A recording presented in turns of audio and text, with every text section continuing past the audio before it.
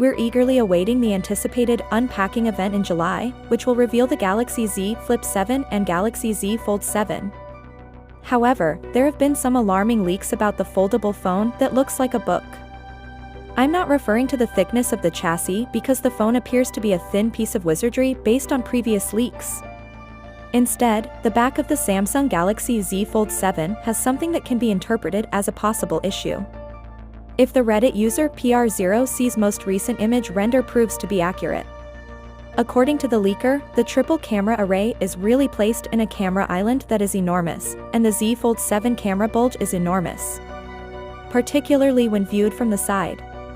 The phone is wearing a case in the picture, which undoubtedly thickens it overall, but the rear camera bar still appears to be sticking out quite a little. In my opinion, the cameras produce amazing images and videos, and the rest of the phone is all I need. I could survive on a Greenland-sized camera island.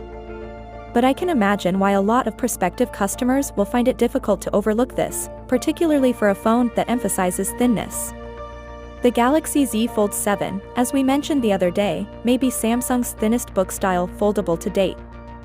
According to leaks, the Galaxy Z Fold model sports a narrower hinge and a noticeably thinner chassis than prior versions, measuring 9mm when folded and 4.5mm when unfurled.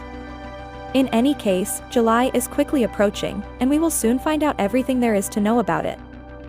Finally, what are your thoughts about it? So without being said, let me know your thought in the comment below, and if you are new here, please subscribe. Peace out.